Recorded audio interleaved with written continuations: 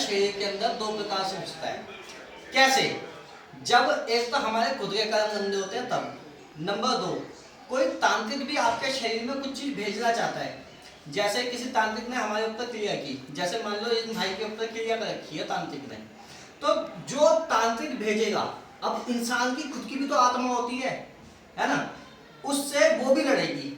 तो तांत्रिक क्या करता है, सबसे पहले हमारे जो होते हैं देवी देवता को, मतलब जो हमारे सबसे आगे जो होते हैं पितरों को बांधने की कोशिश करता है।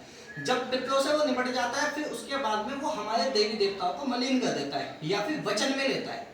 जब उनको वचन में ले लेता है, उसके बाद में क्या होता है, फिर तीसरे नंबर पे हमारे खुद का शरीर, खुद की आत्मा, क्योंकि हमारी आत्मा में भी इतना बल होता है जो कि प्रेत से निपटने की ताकत रखती है।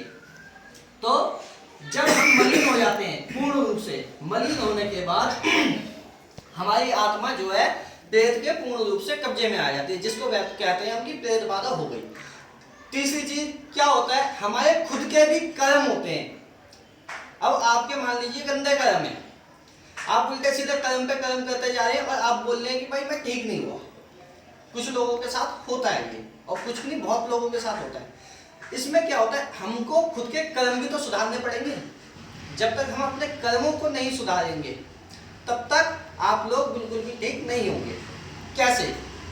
सबको मैं कहता हूँ कि जाप करो, सबको मैं अपनी तरफ से कहता हूँ कि भाई जाप करो। जाप करने से क्या होता है, जो हमारे बुरे कर्म कह लो या फिर नेगेटिविटी कह लो, वो कहीं ना कहीं कटती चली जाती है। जब वो कटती चली जाती है तो क्या होता है, धीरे धीरे धीरे धीरे करके हम ठीक होते चले जाते हैं, हमारे आचरण में बदलाव आने लगता है। आचरण बोले तो क्या, आचरण बोले तो कि हमारे जो हम उल्टे सीधे काम करते थे, जैसे दारू पीना, गलत निगाह से किसी लड़की को छेड़ना या देखना, या फिर कोई बदतमीजी करना, गाली गलौज करना, तो ये सब चीजें खत्म होती चली जाती है धीरे धीरे धीरे। तो हमारे आचरणों में भी बदलाव आने लगता है। जाप का ये फायदा होता है, इसलिए मैं सबको कहता हूं कि आप जाप करें। जाप के बाद का क्या होता है, मेडिटेशन। मतलब जब हम जाप करते हैं तो जाप करते करते हमारा लग जाता है ध्यान, और जब हम ध्यान की उस अवस्था पे पहुंच जाते हैं तो हमको देव दर्शन होने शुरू हो जाते हैं। समझ गए? तो जब हमारे को देव दर्शन होने शुरू होते हैं, धीरे धीरे करके हमारे को भगवान का हाथ कह लो हमारे ऊपर, या फिर कुछ भी कह सकते हैं, आशीर्वाद कह सकते हैं, तो वो होना शुरू हो जाता है। तो क्या है, हम अपने साथ साथ दूसरों का भी कल्याण कर सकते हैं, जिस प्रकार से अभी तुम्हारे सामने विभू भैया करेंगे। समझ गए? बोलो शंकर भगवान की जय।